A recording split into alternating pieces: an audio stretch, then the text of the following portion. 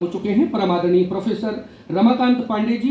एक बार जोरदार करतल ध्वनि से उनका वंदन अभिनंदन करें। मैं आपसे आग्रह करता हूं कि मंच पर अपना स्थान ग्रहण करने की कृपा करें और मध्य प्रदेश नाट्य विद्यालय के निदेशक महोदय से आग्रह है कि पुष्पहार से उनको पुष्पगुच्छ से उनको सम्मानित करने की कृपा।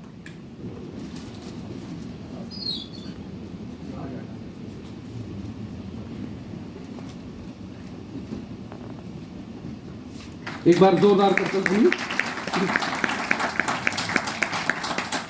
बहुत बहुत धन्यवाद आदरणीय प्रोफेसर रमाकांत पांडे जी को हम सुने, रसास्वादन करें और उनका मूल विषय नाट्यशास्त्र के भाव पक्ष का वर्तमान प्रयोग पर वो जाएं, उससे पूर्व मैं उनका संक्षिप्त परिचय दे रहा हूं।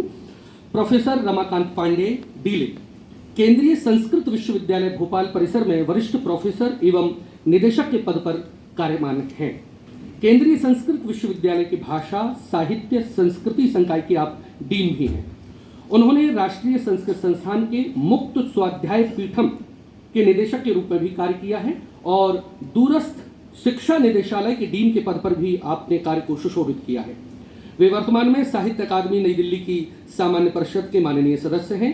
आपने 65 से अधिक पुस्तकों और 175 से अधिक शोध पत्रों का लेखन किया है।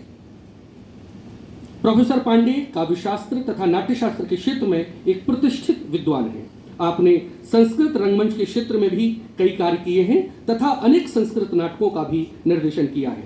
प्रोफेसर पांडे को उत्कृष्ट योगदान के लिए मध्य प्रदेश संस्कृत अकादमी नवोदिता प्रतिमा पुरस्कार से भी सम्मानित किया जा चुका है और अखिल भारतीय स्तर के 13 पुरस्कार इसमें शामिल हैं। आज़ादी के अमृत महोत्सव के अवसर पर उन्होंने भारत का प्रतिनिधित्व करते हुए लंदन और डबलिन में व्याख्यान दिए। अपने निर्देशन में संस्कृत नाटकों का मंचन किया। विभिन्न अंतर्राष्ट्रीय और राष्ट्रीय सम्मेलनों और संगोष्ठियों में मुख्य वक्ता, मुख्य अतिथि तथा शोध पत्र आपने प्रस्तुत किए हैं। आपने बैंकॉक के शिल्पा कौर विश्वविद्यालय में आयोजित 16वें विश्व संस्कृत सम्मेलन में संस्कृत में दूरस्थ शिक्षा पर आयोजित एक पैनल की अध्यक्षता भी की है। आपने नेपाल के काठमांडू स्थित स्वामी विवेकानंद केंद्र में एक शोध पत्र प्रस्तुत करने का आपको सौभाग्य मिला, उसके लिए आपको आमंत्रित किया गया। आपको पुनः 19वें विश्व संस्कृत सम्मेलन हेतु नेपाल में पुनः आमंत्रित किया गया था, जहां पर उन्होंने काव्यशास्त्र एवं नाट्यशास्त्र पर आयोजित 2 सत्रों की अध्यक्षता की। प्रोफेसर पांडे को शोध छात्रों के शोध मार्गदर्शन का भी 31 वर्षों का एक गहरा अनुभव है। आपके निर्देशन में अनेक शोधार्थी पीएचडी कर चुके हैं। उनके निर्देशन में लगभग 25 शोध छात्रों को पीएचडी की उपाधि प्राप्त की गई है तथा 10 शोध छात्रों का शोध कार्य निरंतर अनवरत चल रहा है। आपको अनेक राष्ट्रीय और अंतर्राष्ट्रीय सम्मानों से सम्मानित किया जा चुका है। मैं बहुत विनम्रता पूर्वक परमादरणीय डॉक्टर रमाकांत पांडे जी को आमंत्रित करता हूं नाट्यशास्त्र के भाव पक्ष का वर्तमान प्रयोग विषय पर प्रकाश डालने हेतु। जोरदार करतल ध्वनि से डॉक्टर रमाकांत पांडे।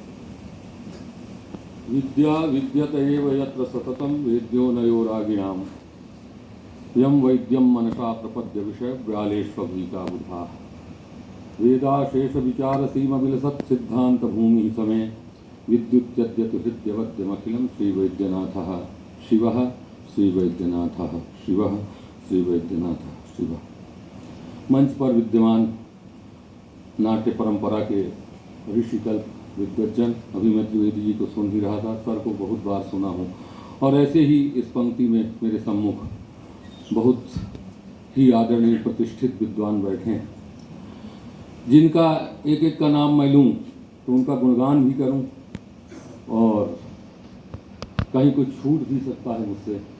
इसलिए हमारे यहाँ एक परंपरा है कि आत्मनाम गुरोर्नामो नामाति कृपणत् से चा श्रेयस कामो न ग्रहणीयात् ज्येष्ठापत्य कलत प्रयोग। अपना नाम, अपने गुरु का नाम, बहुत बड़े बड़े जो विद्वज्जन हैं उनका नाम, अपनी पत्नी का नाम और अपने बड़े पुत्र का नाम, ये जो हमारे धुर हैं समाज के, हमारी परंपरा के जो धुर हैं, उनका नाम ना लिया जाए, उन्हें बिना नाम लिए प्रणाम कर लिया जाए। तो मैं बिना किसी नामोच्चारण के आप सबके श्री चरणों में पहले प्रणाम निवेदित करता हूं।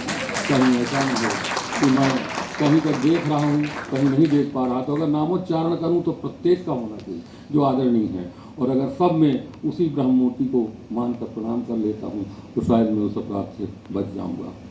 लोकेंद्र जी जब बात कर रहे थे तो कह रहे थे कुछ पंडित होते हैं, तो मैंने आज धोती कुर्ता जानबूझ के नहीं पहना, क्योंकि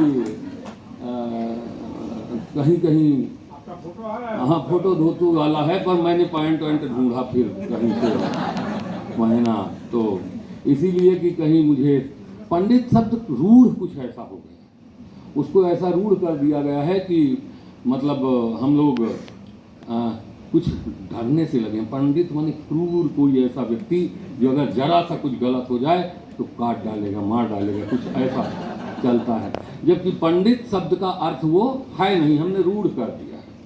मुझे लगता है कि जिस पंडित की आप बात कर रहे थे उस पंडित को शास्त्र पढ़ने की जरूरत नहीं, वो शास्त्र बनाता है, रचता है, जो लिखता है वो उसी को देख करके लिखा करता है। तो मुझे लगता है कि नाट्य का जो प्रयोग धर्मी व्यक्ति है वही नाट्य शास्त्र का पंडित है, और न्याय मीमांसा व्याकरण इत्यादि को हम लोगों ने खूब रटा है, अभी भी रटते हैं।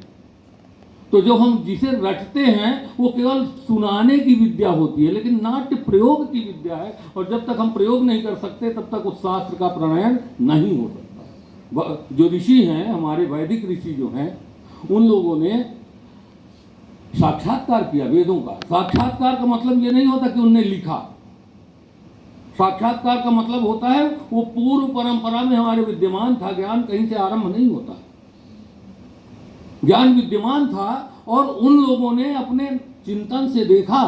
नान ऋषि कविरित्युक्तः ऋषिश्चकिल दर्शनात्। अगर वो दर्शन नहीं करेगा, मानस साक्षात्कार नहीं करेगा, प्रत्यक्ष उसको आत्मसात प्रत्यक्ष नहीं करेगा, और आप देख करके जब तक अभिव्यक्ति नहीं देगा तब तक वो ऋषि हो नहीं सकता।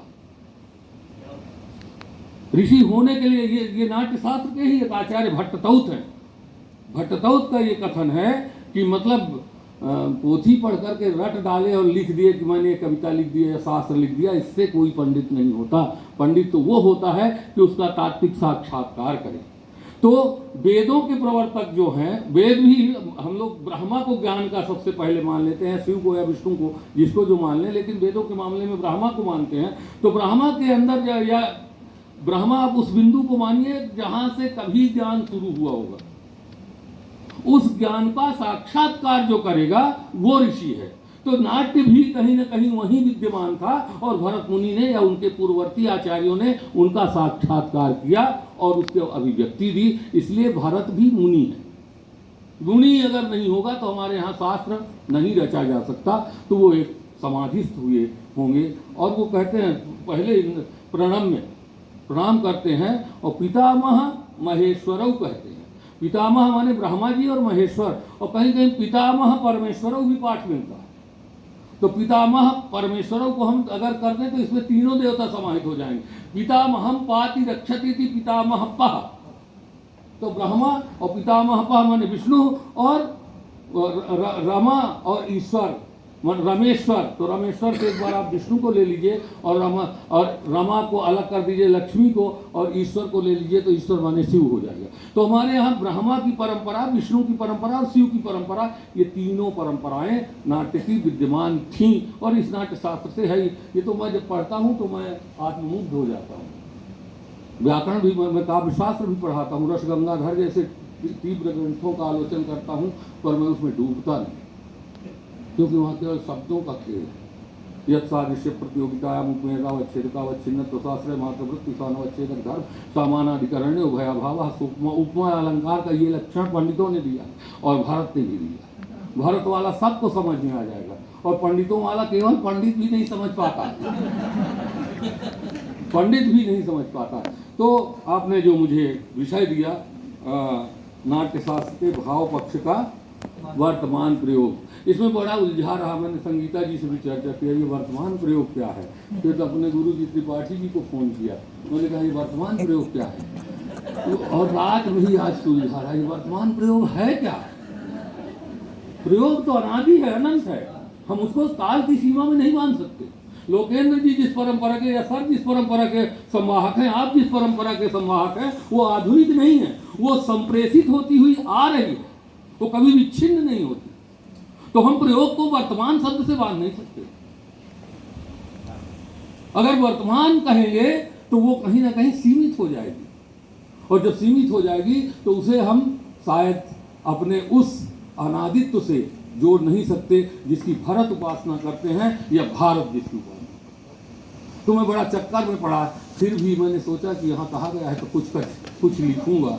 तो मैंने कुछ थोड़ा बहुत जो मुझे सूझा है मैंने उसे किया है, और ये सौभाग्य कि आप जैसे लोग हैं। मैं नाटक का अभिनेता भी रहा हूँ, आपको लगता है नहीं होगा कि मैंने किया, क्योंकि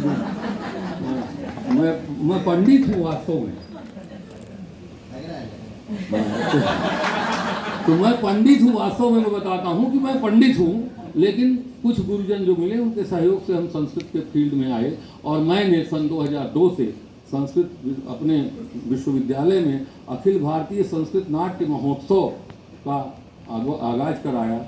और आप समझिए कि हमने लगभग अब तक 23 वर्षों में 15 गुणे 23 कर लें उतने संस्कृत नाटकों का प्रयोग हमने करवाया। एक ही का रिपीटिशन नहीं होगा, वो पूरी लिस्ट। तो एक लंबी परंपरा हम लोगों ने उसे जागृत की। तो भाव शब्द की मैं व्याख्या करूं, वो भाव शब्द जो निष्पन्न होता है उसमें जो धातु है भू धातु, और वो भू धातु ही सत्तार्थ का द्योतक है। भू सत्तायाम पाणिनि कहते हैं। भू धातु का अर्थ होगा सत्ता, और सत्ता का अर्थ कभी भी हमारे यहाँ क्षणिक सत्ता नहीं होता। जो बौद्धों का क्षणिकवाद है वो भी कहीं ना कहीं नित्य है। जिसे हम क्षण कहते हैं, हम लोगों के यहाँ 1 सेकंड हो जाएगा या अभी थोड़ी देर में आप घंटी बजा देंगे कि आपका टाइम हो गया, वो क्षण नहीं है। दर्शन का क्षण पारिभाषिक क्षण, जहाँ युग आ जाते हैं, कल्प आ जाते हैं, बड़े बड़े कालखंड आ जाते हैं, कुछ उस तरह का क्षण होता है। तो सत्ता का मतलब होता है जो सतत हमेशा विद्यमान रहे, जिसके विद्यमानता में कोई भी दिक्कत ना आए। तो भू सत्तायाम धातु से पचाद्यच एक सूत्र है उस पाणिनि का, उससे अच प्रत्यय हम करते हैं और भाव शब्द का हम प्रणयन, वहां से भाव शब्द निष्पन्न होता है। और ये भाव खोजना जो है, मुझे लगता है कि जिस दिन हमारा जो प्रथम व्यक्ति जिसकी हम सब लोग संतान होंगे, वो जब जन्म लिया होगा तो उसने सोचा होगा कि जीवन का लक्ष्य क्या है, जन्म क्यों हुआ है मेरा। तो उसने निस्संदेह आनंद को उत्तर माना होगा कि जीवन का लक्ष्य आनंद की प्राप्ति है। और जब आनंद की प्राप्ति के लिए तो कई तरह के बुद्धि होती है। अभी सर बता रहे थे कि किस तरह के मस्तिष्क में बातें आती हैं। तो कोई योग की तरफ चला गया, कोई कहीं चला गया, कोई कहीं चला गया होगा, लेकिन वो व्यक्ति वो आनंद के लिए नाट्य, अभिनय और काव्य रस की ओर गया होगा। वो कोई समाधि लगाया होगा। यहाँ भी समाधि है, लेकिन यहाँ सुखी समाधि नहीं है। अगर समाधि से नहीं है तो हम नाटक न देख सकते और न ही कर सकते और लिख तो सकते ही। आजकल की कविता आप लोग पढ़ते होंगे, वहाँ समाधि नहीं। मैं तो बहुत नहीं पढ़ता, लेकिन आज की जो कविता हम लोग देखते हैं, हाँ आकाश में भरी है हवा ही हवा। अब हम जैसा व्यक्ति जो साहित्य का शास्त्र के आईने में पढ़ने वाला है, उसे ये समझ में नहीं आता कि इस कविता का प्रयोजन है और क्या है और ये कही क्यों है। मैं 93 में सबसे पहले, आपके बहुत समय सीमा नहीं है, नहीं तो मैं पढ़ डाली। तो मैं जब पूना में विद्यार्थी सागर से मैंने PhD किया, और मैं अपने को पंडित इसलिए कहा कि काशी का मैं पढ़ा लिखा हूँ, और काशी का पंडित आप समझ लीजिए कि कितना पता है। पर फिर त्रिपाठी सर को आप लोग जानते होंगे, उनकी संगति में काशी में ही आया। वो बोले तू यहाँ से छोड़ सागर आ गया, तो मैं वहाँ आया। तो हुआ ये कि जब मैं पूना में नियुक्त हुआ 93 में, थोड़ा मॉडर्न शहर है, हम लोगों ने हमने बहुत कुछ जो यहाँ नहीं देखा था वो वहाँ देखना शुरू किया। तो हम अध्यापक बन के गए थे, बच्चे भी मेरे जैसे 23 साल का, मैं 22-23 साल के बच्चे। तो जब मैं वहाँ गया तो वहाँ एक कलाकृति का प्रदर्शनी थी।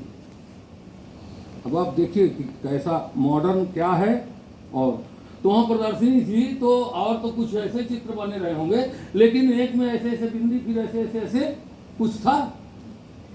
अब जो भी आए तो बोले ओ वेरी नाइस, सब लोग यही करेंगे।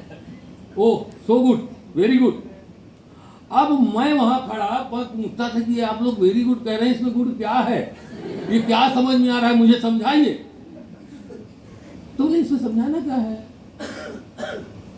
पेंटिंग है, this is painting, you don't understand. हमने कहा नहीं, हम तो नहीं अभी तक अंडरस्टैंड कर पा रहे, आप प्लीज बता दीजिए। दिन भर मैंने 20 लोगों से पूछा, कोई भी उसे नहीं समझा पा रहा। तो आधुनिकता के चक्कर में हम लोग अपनी जो अपनी विरासत है उसको ऐसा व्याख्यायित करते जा रहे हैं कि पंडितों ने उतना कठिन नहीं किया जितना आज के आधुनिक लोग कठिन करते जा रहे हैं। हमें उससे बचना है। हम 4 लोग रहें, हम 3 लोग रहें, हम 2 लोग रहें, लेकिन अपने विरासत के शाश्वत मूल्यों को लेकर और उसके साथ सत्ता को लेकर के आगे बढ़ें। तभी ये नाट्यशास्त्र जैसे अब तक आया है हमारे पास। मैं तो नहीं समझता कि नाट्यशास्त्र 2500 साल का है या 3000 साल का है। मैं तो कहता हूँ जिस दिन मानव कभी पैदा हुआ होगा उस दिन नाट्य भी पैदा हुआ, उसमें कोई संदेह नहीं। जो भाव है, मैं बहुत उसको देखूंगा नहीं, जो भाव है वो भाव के लिए हम लोग जो भारतीय हैं, थोड़ा बहुत और भी दर्शनों में हम लोग जो है, हम लोग जन्मांतर पुनर्जन्मवादी हैं, और जो नहीं है वो भी कहीं ना कहीं प्रकारांतर से नित्यता को स्वीकार करते ही है। चारवाक भी कहीं ना कहीं मानता ही है, घुमा के माने। तो जो हमारा मरता शरीर है और जो आत्मा है वो मरता नहीं। एक गोकुलनाथ हुए हैं संस्कृत में, बहुत बड़े कवि हुए हैं संस्कृत के, बहुत बड़े कवि। और कवि और आचार्य दोनों होना कठिन बात है। आचार्य होना हो सकता है, आचार्य तो होते हैं, और कवि भी अलग अलग होते हैं, लेकिन कोई व्यक्ति आचार्य भी हो और कवि भी हो, इसमें अंतर माने शास्त्रकार भी हो और कविता भी लिख जाए, उतनी ही कालिदास कवि है, आचार्य नहीं। लेकिन पंडित राज कवि भी हैं और आचार्य भी, विश्वेश्वर कवि भी हैं और आचार्य भी हैं। तो गोकुलनाथ मिथिला के थे और वो कवि और आचार्य दोनों थे। तो वो जब शिव के उनके साथ एक घटना घटी, उनकी एक बेटी थी 4-5 साल की, और वो बहुत ही उसे प्रेम करते थे, कादम्बरी नाम था। तो जब वो जाते थे गंगा नहाने तो वो बेटी को भी गोद में लेकर के जाते थे और उसको पहले नहलाते थे, फिर खुद नहाते थे। उसके बाद उसको एक तरफ गंगा जल का कलश रखते थे, इधर बेटी को बिठाते थे, फिर लाते थे, उसे बिठाकर पूजा करते थे। एक दिन वो पूजा करने लगे, वो बच्ची भाग गई और भाग करके एक कुएं में गिर गई, और वो ध्यानस्थ थे। खैर उसकी मृत्यु हो गई। उसके मृत्यु से दुखी होकर के उन्होंने शिव शतक में भाव की परिभाषा बताने के लिए कहानी आपको सुना रहा हूँ। तो जब वो शिव शतक वो वहां बैठे और देखे तो बहुत दुखी हुए, और उन्होंने शिव शतक लिखा। भगवान शंकर की स्तुति, अद्भुत स्तुति है। वितत विविध संप्रदाय शाख व्यतिकर वेष्टित मूर्तये नमोस्तु बहुतर जगदंड पूरा प्रसव फले ग्रहि पाद पाय तुभ्यम। ऐसा करते करते वो शिव से कहते हैं कि शिव तुझे कोई नॉलेज नहीं है, तुझे कोई ज्ञान नहीं है। बोला क्यों? बोला जो भाव है ना वो भाव तुझ में नहीं है। जो भाव आता है नाना योनियों में भ्रमण करने से। आज मनुष्य हैं, कल बकरा बनेंगे, परसों मुर्गा बनेंगे, फिर चिड़िया बनेंगे, फिर भैंस बनेंगे, गाय बनेंगे, कुछ बनते रहे, हम इधर उधर भटकते रहे जब तक। तो उन योनियों का जो अनुभव होता है वो मुझ में है लेकिन तुझ में नहीं। और जब तुझ में है नहीं है तो आनंद प्राप्त तू नहीं कर सकता, मैं कर सकता। वो ये व्याख्या करते हैं। तो वो कहते हैं और ये मैं अपना भाव खत्म नहीं करना चाहता, मुझे मुक्ति नहीं चाहिए, मैं इसी आनंद में मगन रहना चाहता हूँ। वो ऐसी व्याख्या करते हुए और कहते हैं तो ये जो हमारे भाव हैं ये नाना योनियों में जन्म लेने के, नाना योनियों के अनुभवों का जो हमारा संचित कोष है उसी कोष को हम भाव कहते हैं। और वो भाव हम लोग जो एक दिन हमसे पूछा कोई कि सर सहृदय सहृदय चिल्लाते रहते हैं, और डॉक्टर बताते हैं कि हृदय बहुत ही नॉनसेंस चीज है, उसमें कोई प्रतीति नहीं होती, मतलब नहीं तो हमारे घरों में झगड़ा हो जाए। डॉक्टर ऑपरेशन करके निकाल दे इसके हृदय में कौन कौन है, सही है कि नहीं? तो बोले वो हृदय जो है उसमें कोई प्रतीति होने, प्रतीत करने की और या शक्ति नहीं है। तो ये सहृदय शब्द में जो हृदय प्रयुक्त है, उस हृदय का अर्थ क्या होगा? और हृदय अगर वास्तव में आप ये मानते हैं कि वासनाएं जो होती हैं, संस्कार जो हैं, वो जन्म जन्मांतरों का अनुभव होते हैं, जो भाव रूप में फिर अभिव्यक्त होते हैं, रसत्व में स्थायी भावत्व में परिणत होते हैं, तो वो हृदय में तो रह नहीं सकते, क्योंकि मरा आदमी वो जला दिया जाता है हृदय।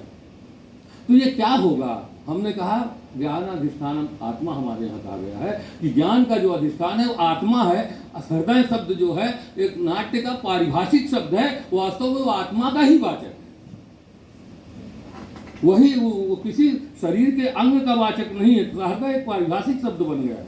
तो वो जैसा उन्होंने कहा कि जन्म जन्मांतरों की, नाना योनियों की, कर सुख की, दुख की बहुत सारी अनुभूतियां मेरे अंदर हैं, तुझ शिव में नहीं है। उसी तरह से ये जब 7वें अध्याय में भरत के प्रश्नों को लेकर के अभिनव गुप्त व्याख्या करते हैं भाव की, तो वो कहते हैं जात एव जंतुर्यति भी संविद्धि परितो भो। वो कहे कि भाई ये बताइए, और भोज महाराज भोज जो योग में भोज वृत्ति लिखते हैं, वो भी परिभाषित करते हैं और वो बड़ा प्रैक्टिकल प्रयोग देते हैं कि भाव होते हैं, इसका पता कैसे चले भाई? तो कहा जो अभी अभी जन्म हो लिया हो बच्चा, उस बच्चे को जिसे ना तो सुख का पता हो ना दुख का पता हो, उस बच्चे को अगर ऊपर से कहीं से फेंका जाए तो वो ऊपर से फेंकने के बाद और नीचे गिरने के पहले रोने लगे। उसके जो पीड़ा की विभीषिका है, मृत्यु की विभीषिका है, जो संस्कार है वो उद्बुद्ध होता है। तो नाट्य जो होता है इसी तरह जन्म जन्मांतरों से जो भावों के रूप में सुप्त है, उन संस्कारों को केवल हटाने की चीज है। उसे अज्ञानावरण वेदांत की परिभाषा में कहते हैं। वो और एक उदाहरण पंडित राज देते हैं कि भाई अगर हमारे यहाँ आत्मा है और ये ज्ञान है, तो हमें हमेशा मगन रहना चाहिए रस में, आनंद हमेशा आता रहना चाहिए। ऐसा प्रश्न उठता है कि अगर ये स्थायी भाव हैं और स्थायी भाव रसहस्मता आप कह रहे हैं कि स्थायी भाव ही रस है, तो स्थायी भाव आप कह रहे हैं हमारे अंदर है, तो फिर हम चलते रहें और हमको रस की प्रतीति होती रहे, तो ऐसा तो नहीं होता। तो क्यों नहीं होता? तो बोले कारण सामग्री विद्यमान नहीं रहती, इसलिए नहीं होता। तो बोले कारण सामग्री क्या है? बोले जो विभावादि है। वो विभावादि कब आते हैं? जब हम नाट्य दर्शन करते हैं या काव्य पढ़ते हैं।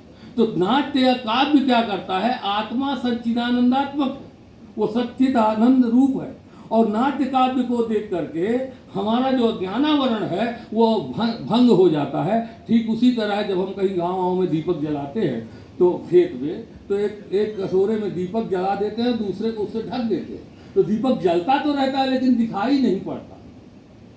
और जब वो ऊपर वाला कटोरा हटाते हैं तो दिखाई पड़ने लगता है, अपने को भी प्रकाशित करता है और हमें भी प्रकाश देता है। इसी तरह से ये जो भाव हैं ये वहाँ पर अज्ञाना सुप्त नहीं कहेंगे, अज्ञानावरण से आच्छादित होते हैं, और नाट्य जो है वो उसके भंग का कारण बनता है। फिर आप कहेंगे कि अच्छा भाई साहब ऐसा है, हम जब नाटक देखते हैं तो कहते हैं ताली बजाते हैं, कहते हैं मजा आ गया, और फिर कहते हैं मजा नहीं आया। तो ये आनंद आ गया और आनंद नहीं आया, ये कहाँ से आया? अगर आपकी इस व्याख्या को हम स्वीकार भी कर लें कि रस ना तो उत्पन्न होता और ना नष्ट होता, अज्ञान का आवरण भंग होता है और अज्ञान का आवरण आच्छादित होता है, अज्ञान वृत्त से आत्मा आच्छादित हो जाती है और भंग होता है, तो ऐसा अगर बोले तो सहृदय की प्रतीति होती है कि वाह आनंद आया, फिर आएगा नहीं, आनंद नहीं आया। तो ये क्यों कैसे कहते हैं? अगर आनंद आपकी तरह से माने तो नहीं होगा।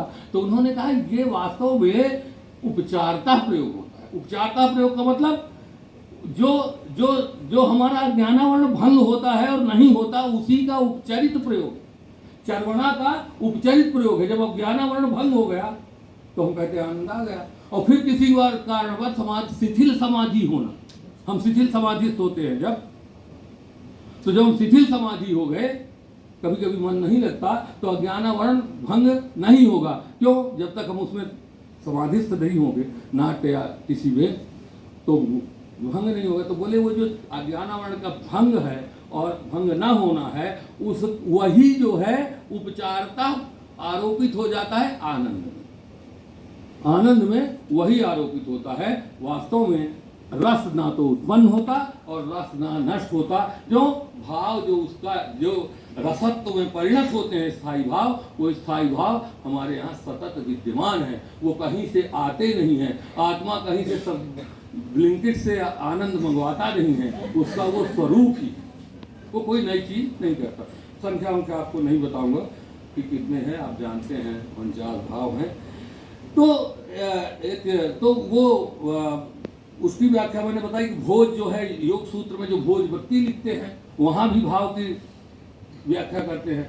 और जो भरत जो अभिनव गुप्त हैं वो जब सप्तम अध्याय में व्याख्या लिखते हैं तो बहुत गजब की एक लाइन में लिखते हैं कि जात एव जंतु, हमें जंतु कहते हैं, वो हम लोग मनुष्य होने की बात कर रहे हैं, माने हम भी जंतु हैं। और भाव केवल हम में होता है, हम ही को व्याप्त करके रहता है, ऐसा नहीं है। वो प्रत्येक प्राणी में रहता है, बस हम में थोड़ी बुद्धि ज्यादा है, इसलिए वहां कुछ प्रभाव उसका ज्यादा होता है। बाकी करुण श्रृंगार आदि जितने भी रस है और जितने भी भाव है कहीं ना कहीं उनको भी प्रतीत होते होंगे, हम उसको समझ नहीं पा रहे, लेकिन भाव तो निश्चय ही है, उसमें कोई संदेह नहीं। भाव प्राणी मात्र में है, तो वो इसीलिए जंतु का प्रयोग करते हैं। न केवलम मनुष्येषु अपितु ये यावंतो जंतव यस्मिन् भूलोके सन्ति, जितने प्राणी हैं गिना नहीं सकते, उन सब में यति भी संवित भी परितो भवति। ये जो संवित हैं, भरत मुनि जिन भावों को बता रहे हैं उनको संवित कहते हैं। संवित मतलब ज्ञान, वो ज्ञान स्वरूप है वो भाव। तो वो इनसे परीत माने व्याप्त होते हैं। ये भाव सभी को व्याप्त करके और सब में विद्यमान रहते हैं और कारण सामग्री के मिलने पर उद्बुद्ध हो चलते हैं। ये अभिनव गुप्त कहते हैं। तो उदाहरण देते हैं, बच्चा कहेगा जिसको पढ़ा रहे होंगे कि गुरुजी आपने जो बताया समझ में आया नहीं जरा, तो गुरुओं का होता है उदाहरण देके समझाना, ये नहीं कि मुंह कहेगा तेरे समझ में नहीं आया। ये हम लोगों की आदत होती है, जो हमें नहीं आता बच्चा पूछ देता है तो उसे डांट देते, ये इसमें क्या समझने की चीज है, क्यों नहीं समझा? तो वो उदाहरण देते हैं, रम्याणि वीक्ष मधुरांश्च निशम्य शब्दान पर्युत्सुकी भवति यत् सुखितोपि जंतु। फिर यहाँ जंतु ये कालिदास का है, उदाहरण के रूप में उदाहरण तच्चेतसा स्मरति नूनम अबोध पूर्वम भाव स्थिराणि जननांतर सौहृदानि। ये तब है जब शकुंतला को दुष्यंत भूल चुका है और हंस पद का गायन करती है, तो स्फुट स्मरण नहीं हो रहा है किसको, दुष्यंत को, कि मैं कुछ भूला हूं या मेरा कोई प्रियजन मुझसे बिछड़ा हुआ है, लेकिन उसे लगता है कि मेरा कुछ तो छूटा हुआ है। सविकल्पक ज्ञान नहीं हो रहा, उसे हम कहते हैं निर्विकल्पक ज्ञान। तो अभिनव गुप्त इसको लाते हैं और कहते हैं इसमें रम्याणि, देखिए भाव के उद्बोधक कौन होंगे, यह तो रम्य वस्तु होगी, रम्याणि वीक्ष, मधुरांश्च निशम्य शब्दान, मधुर शब्द जो गीत हैं या नाट्य है। तो यह सुखितोपि जंतु पर्युत्सुकी होती, अगर सुखी भी व्यक्ति, जंतु माने आप यहाँ मनुष्य ही ले लें, तो यह सुखितोपि जंतु पर्युत्सुकी भवति माने उत्कंठित हो जाता है। हमारा कोई बिछड़ा उछड़ा नहीं है, आजकल बहुत तेरे बिछड़े भी रहते हैं कभी नहीं। गोविंद चंद्र पांडे जी ने लिखा कविता कि हमारे जीवन को बर्बाद कर दिया इस संचार माध्यम से, क्योंकि हमारे जीवन से गिरा ही निकाल विप्लम हम अलग नहीं हो। थोड़ा सा फोन लगाओ, क्या वीडियो कॉल करके देख लो, ये सब ठीक है। हालांकि हमारे यहाँ आभासवाद है, वो भी हमारे नाट्य दर्शन का मूल है, प्रत्यविज्ञा दर्शन में आभास है। तो कहते हैं यत, यत माने यस्मात्, यत यहाँ जो है पंचम्यंत शब्द है, उसे थोड़ा मास्टर हूँ, कुछ व्याख्या भी कर जाऊँ धोखे से। तो यत सुखितोपि जंतु पर्युत्सुकी भवति, क्योंकि सुखित माने जिसका कोई विछोह नहीं हुआ, जिसे कोई दुख नहीं है, वो व्यक्ति भी पर्युत्सुक होने लगता है, उसे ऐसा लगता है कि मेरा कुछ तो छूटा हुआ है। तो कहते हैं वो कुछ और नहीं है। चेतसा भाव स्थिराणि जननांतर सौहृदानि स्मरति, अपने मन में वह जो भाव में स्थिर उसके जननांतर सौहृद, पूर्व पूर्व जन्मों की जो मित्रता है, दोस्ती है, प्रेम है, प्रणय है, उसको वो स्मरण करने लगता है। तो वो कहाँ रहते हैं? वासना के रूप में वो विद्यमान रहता है। और वो एक और बहुत शब्द बड़ा कठिन हो जाएगा, लेकिन बोल तो मैं दूंगा। उसको वो कहते हैं, बहुत गजब की व्याख्या देते हैं, इदम प्रमुष्ट तत्ताक ज्ञानम। ये प्रमुष्ट तत्ताक ज्ञान, अब इसको बता देता हूँ, बड़ा सरल है। प्रमुष्ट तत्ताक का मतलब होता है, मुष्ट माने होता है चुरामुष्ट धातु होती है, उसमें ता प्रत्यय करते हैं तो प्रमुष्ट मुष्ट बनता है। माने जैसे चुरा लिया गया होगा, जैसे जो जिसका हम याद करते हैं तो वो हमको, मैं तुम्हें याद करता हूँ, तुम याद आए, फिल्मों में भी गाना आता है, तो तुम शब्द का प्रयोग हम करते हैं, है ना। और जो याद करते हैं कोई बीती वस्तु होती है, लेकिन नाट्य के समय जब हम याद किया करते हैं तो वो बीती वस्तु नहीं होती, वो बीती वस्तु प्रत्यक्ष होती है। और उस प्रत्यक्षता को प्रमुष्ट तत्ताक कहते हैं, जहां से तत्ता माने तस्य भाव, तत्ता माने वह होना, बीती बात होना खत्म हो गई। तो वो जन्म माने उत्तर रामचरित में जब सूत्रधार आता है तो वो कहता है कि एसो हम अयोध्यकस तदानीन तनश्च समृद्धः, ये मैं अयोध्यावासी बन गया और तदानीन तन माने राम के काल का बन गया। तो नाट्य यहाँ पर आज देखते हैं हम, हमें युग युगांतरों की यात्रा कराता है। तो जो हमारा जन्म जन्मांतरानुभूत सत्य है वो भी हस्ता मलकवत नाट्य हमारे सामने प्रस्तुत कर देता है, हमारी सच्चाई हमें दिखा देता है। और वो किसके प्रभाव से? भाव के प्रभाव से। इसलिए भूसत्तायाम धातु का अर्थ जो भरत है वो व्यापन भी करते हैं, वो कहते हैं ये व्यापनोति, व्याप्त करता है। वो सारा लिख लाया हूँ और वो सब आपको मालूम है। तो इस तरह से है। और इसके बाद वो उन समस्याओं को, उन सब भावों की बहुत अच्छी व्याख्या करते हैं।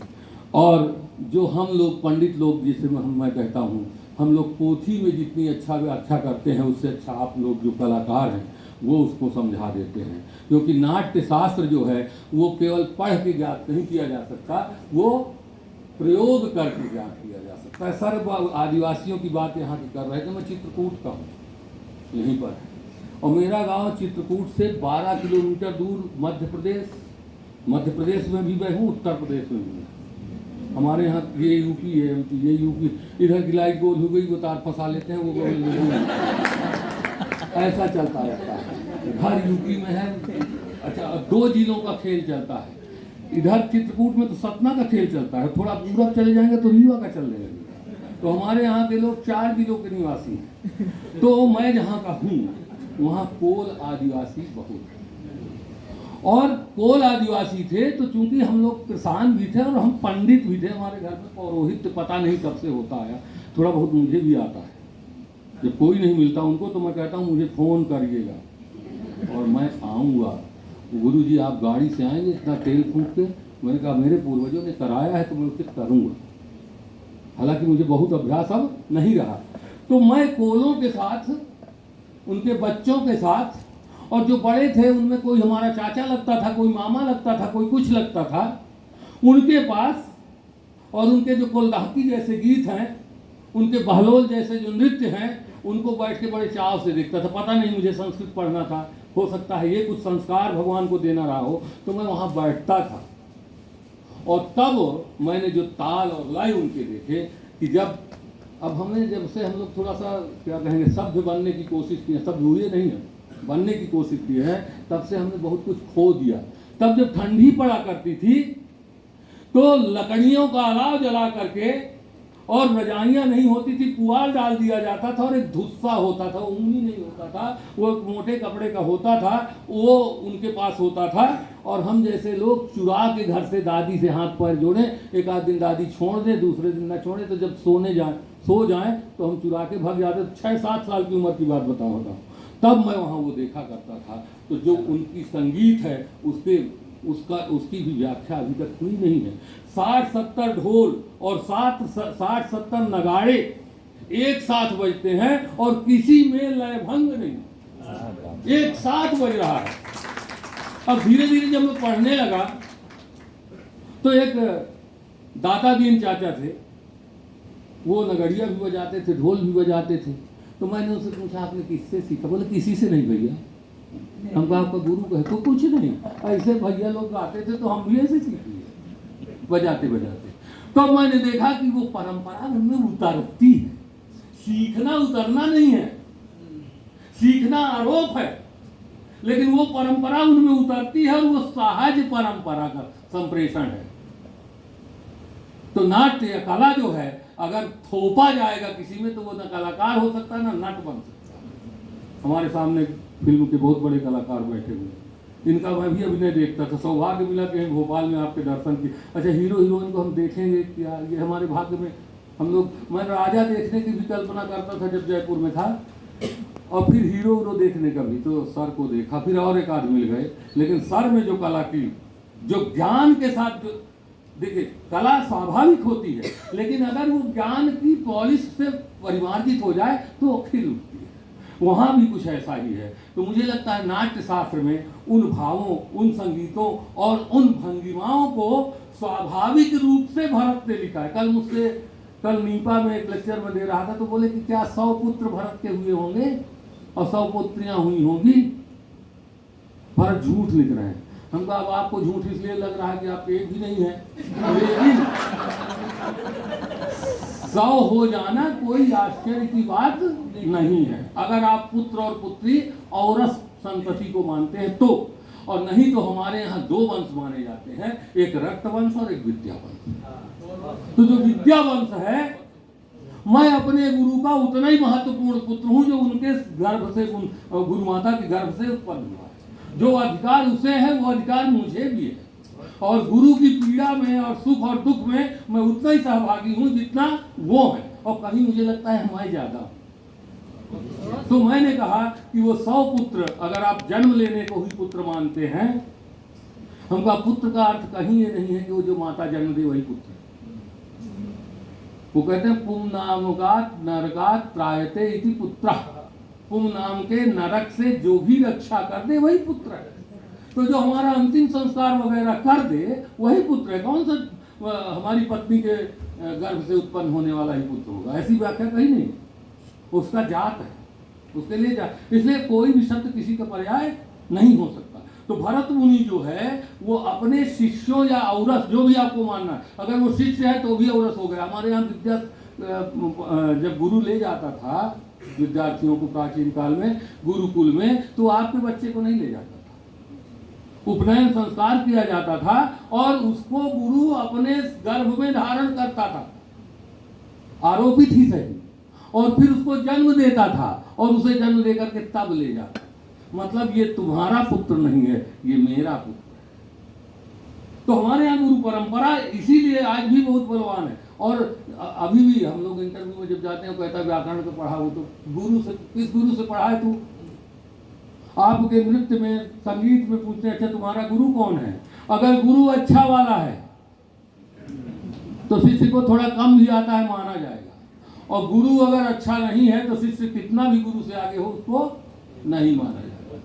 यहाँ गुरु की महत्ता ही है। इसलिए जो भरत मुनि कर रहे हैं वो स्वयं में, अच्छा हमारे यहाँ जो पुत्र होने का या शिष्य होने का सिद्धांत है वो बहुत तो नहीं है, एकत्व। बहुत और एकत्व कैसे है? वो भाव जो आप कह रहे हैं, वो भाव का अर्थ जब हम व्यापन करते हैं तो वो व्यापन ऐसे नहीं हो जाएगा कि आपको मैं कान में मंत्र दे दूं और व्यापन हो जाए। उसके लिए बहुत कुछ करना पड़ेगा। योगी की पराकाष्ठा को अतिक्रांत करके आपको जाना है।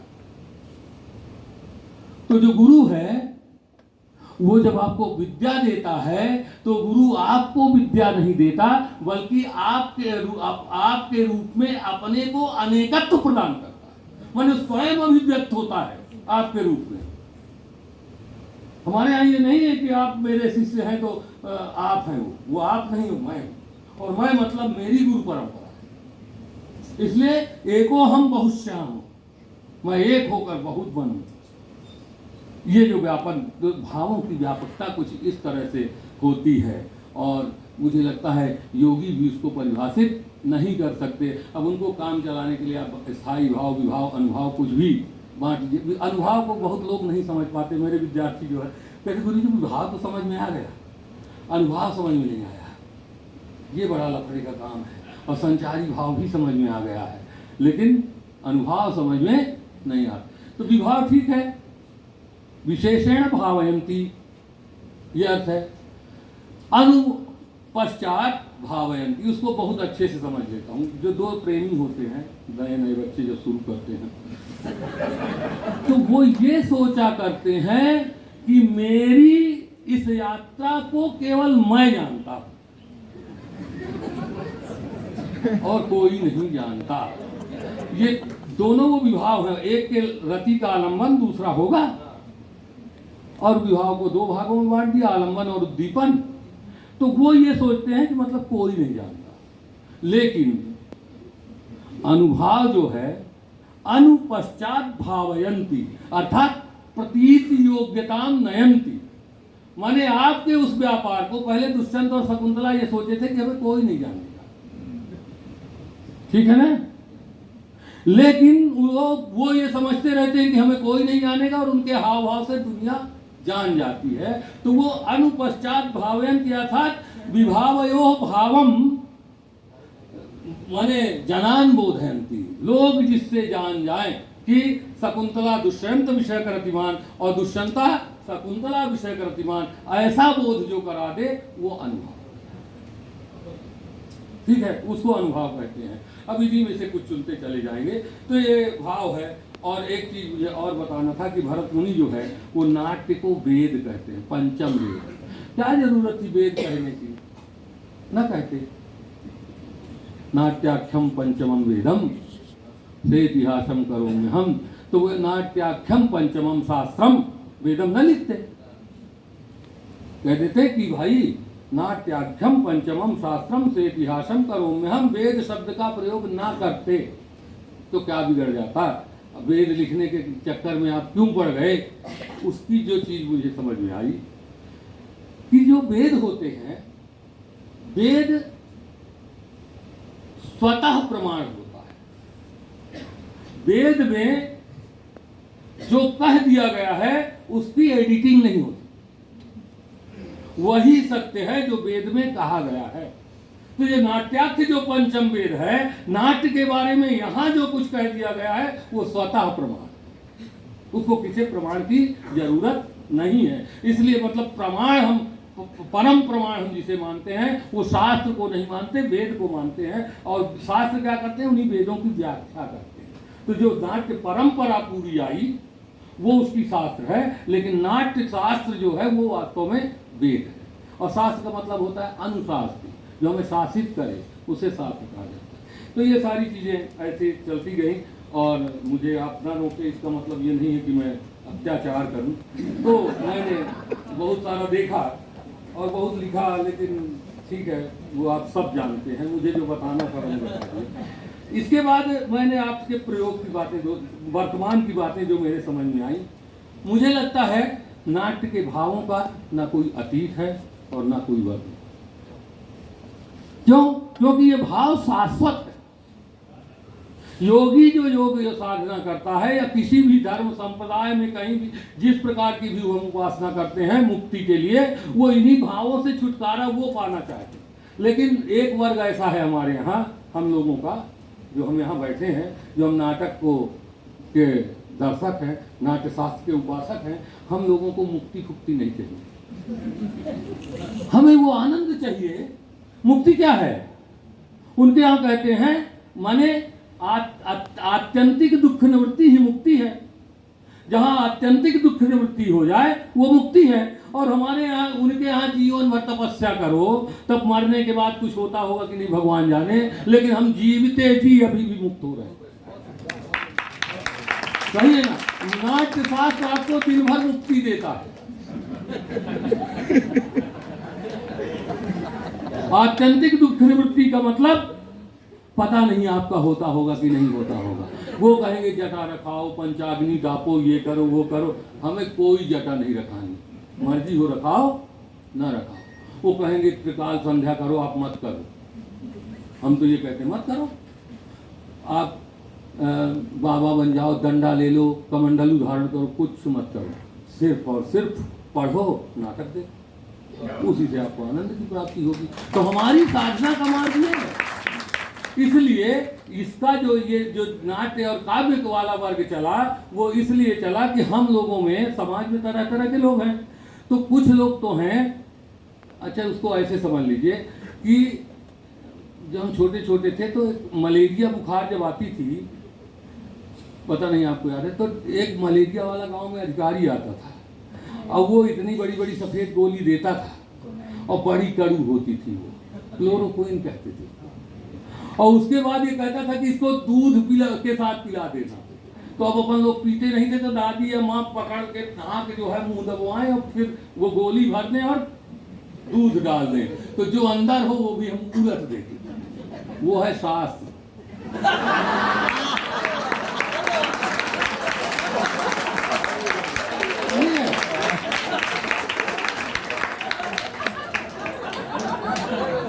कटुकौषधवत् शास्त्रम, ये मैं नहीं कह रहा, शास्त्रकार ही कह रहे हैं। कटुकौषधवत् शास्त्रम अविद्या व्याधि नाशनम। अविद्या व्याधि का विनाश नाट्य भी करता है और शास्त्र भी करता है। भारतीय परंपरा में मोक्ष ही परम साधन है, तो मोक्ष शास्त्र भी देता है, मोक्ष नाट्य भी देता है। बुखार क्लोरोक्विन भी उतारेगा, और बुखार वैद्य जी जो शहद से चटवाएंगे वो वाली दवा भी उतारेगी। तो कटुकौषध, वो क्लोरोक्विन के बाद दूध ढाक देना और उल्टी करवा लेना, ये भी शास्त्र, ये शास्त्र है। और आह्लाद्यमृतवत् काव्यम अविवेक गदापहम। और जो फिर वैद्य जी के अपन जाते हैं, तो वैद्य जी कहते हैं कि ये गोली ले लो, इसकी 5-6 पुड़िया बना देते हैं, और शहद से 2 ही बार खाना बेटा, ज़्यादा मत खाना, नहीं नुकसान करेगा। तो 2 बार माँ या पिताजी या दादी जी खिला देती थी, और 2-3 बार हम लोग चुरा के खा लेते। सही है ना? दवाई फायदा वैसे करती है, लेकिन तो शास्त्र जो है वो कटुक औषध है, और जो नाट्य है वो आह्लाद्यमृत काव्य। ठीक है, वो ये हमारे लोग कहते हैं। तो ये अविवेक गद, अविवेक का जो गद है, रोग है हम लोगों को, उसको औषधि। तो शास्त्र, तो कुछ लोग होते हैं कि उन्हें मिर्ची खूब पसंद है, तो वो शास्त्र वाले हो गए। और कुछ हम आप जैसे लोग हैं, उनको मीठा मीठा चाहिए। अच्छा, हम लोग समोसा भी खाते हैं तो मीठी चटनी भी खाते हैं, तो हम वो नाट्य वाले लोग हैं। तो हमारे लिए ये कहा गया अविवेक गदापहम। तो हम वो वाली दवा नहीं चुनते। कौन वाली? कड़वी वाली। हम मीठी वाली दवा चुनते हैं, और उनको है कि अब हम पुनर्जन्म नहीं चाहते, हम बार बार जन्म चाहते हैं कि हमें आनंद की प्राप्ति होती रहे। ये हमारे भावों की दुनिया है, और शास्त्रीयता को आप पढ़ लीजिएगा। फिर देखिए, आज भी भावों का प्रयोग उसी तरह हो रहा है। आज जो संस्कृत में नाटक लिखे जा रहे हैं, हिंदी का तो मैंने कम पढ़ा है, कुछ एक आध पढ़ा है, लेकिन जो संस्कृत में नाटक लिए, ये भाव शाश्वत है। आपको अभिनय हमने देखे वर्मा जी के, वहाँ भी यही भाव है। और फिर आपके चक्कर में मैंने कुछ फिल्में रात भर देखी, मैं फिल्में 89 से नहीं, तो मैंने कुछ एक फिल्मों को भी चुना और उनमें मैंने देखा। फिर मैंने कुछ फिल्मी गीत सुने।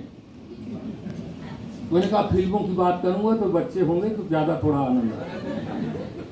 तो मैंने फिल्मों में कुछ परिभाषित किए, मैं मुझे लगता है बहुत विस्तार में नहीं दूंगा। तो वहाँ भी इन भावों के बिना काम नहीं चलता। फिर धारावाहिक रामायण और महाभारत हमने देखा ही है। तो जहाँ पात्र होगा, अगर वो अभिनय सिद्ध है, तो वहाँ भावों की अभिव्यक्ति कल भी थी, आज भी थी, आगे होती रहेगी। क्योंकि भाव कोई रोजमर्रा की चीज़ नहीं है, ये हमारा जन्म जन्मांतरों का अनुभव है। ये जरूर है कि अब पंडित अभिनय करेगा, सर ने कहा पंडित शब्द की बहुत व्यापक अर्थ है। पंडित अभिनय करेगा तो उसका अभिनय कुछ और होगा, और एक मजा हुआ कलाकार अभिनय करेगा तो उसका भाव कुछ और होगा। यही सब कुछ है। बहुत बहुत धन्यवाद, आपने मुझे समय दिया। और मैं थोड़ा विलम्ब से आया, विलम्ब से इसलिए आया, भीतरी बात आपको वो भी बता देता हूँ कि हम जहाँ रहते हैं तो वो कहते हैं कि भोपाल की सबसे अच्छी कॉलोनी, हमारे लोग कहते हैं, मैं तो किराएदार हूँ, कहते हैं सबसे अच्छी कॉलोनी है। और जब वो हम पानी जरा भी बरसता है तो वहाँ इतना इतना भर जाता है। तो सवेरे पानी बरसा, वो भर गया, उसके निकलने का या तो मैं तैरूं और या तो थोड़ा पानी वहाँ भर गया, गाड़ी भी नहीं अंदर आ पा रही थी क्योंकि उसके पहिए डूब जाते। तो इसलिए मुझे थोड़ा विलम्ब हुआ, इसके लिए भी मैं क्षमा चाहूँगा। और आप लोगों ने बड़े मन से सुना, इसके लिए भी धन्यवाद।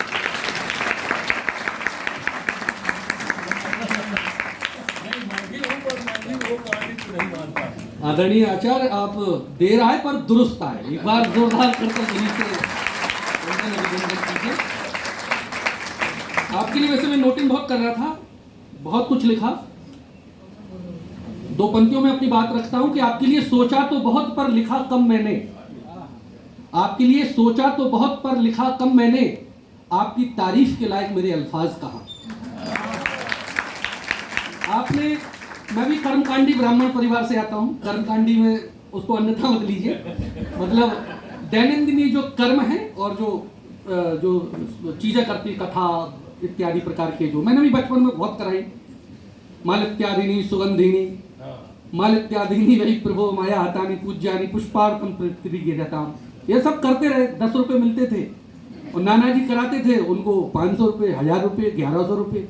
मैंने एक दिन उनसे पूछ लिया, मैंने कहा नाना जी क्या है, आपको 1100 500 की चढ़ोतरी हो रही, हमें 11 रुपये और 2 घंटे के ना, इसमें थोड़ा उन्होंने, देखिए वो पंडित परिवार से है, ब्राह्मण वो कर रहे हैं, कर्मकांड कर रहे हैं, लेकिन उन्होंने ये दीक्षा दी कि तुम अपने थोड़ी कथा में, भागवत में, अपनी कथा में, भागवत में, अपनी कथा में थोड़ा नाटकीयता लाओ, थोड़ी अभिनय लाओ, उसमें थोड़ी परंपराएं लाओ। और जैसे ही मैंने फिर जो श्लोक थे जो गा गा के सुनाए, फिर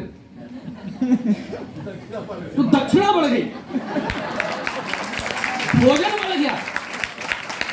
और एक अगर मैं श्लोक एकदम याद नहीं आ रहा इस समय, वही मालित्यादिनी वही प्रभो मालित्यादिनी सुगंधिनी मालित्यादिनी मालित्यादिनी वही प्रभो माया हतानी पूज्यानी पुष्पार्थम प्रतिग्रह, और जैसे गा गा के करा तो चढ़ोतरी बढ़ गई, कठोतरी बढ़ गई, और झोले में जो दाल चावल जो अनाज मिलता था वो भी बढ़ गया। तो निश्चित रूप से अभिनय की परंपरा की, जैसी आदरणीय पंडित जी ने, आचार्य जी ने बात कही, निश्चित रूप से रस स्वानंद है, रस ब्रह्मानंद सहोदर है, रस चिन्मय है, रस अखंड है, रस वेदांत स्पर्श शून्य है। और भाव की अद्भुत व्याख्या करते हुए आपको पुनः प्रणाम करते हुए अभिनंदन करता हूँ।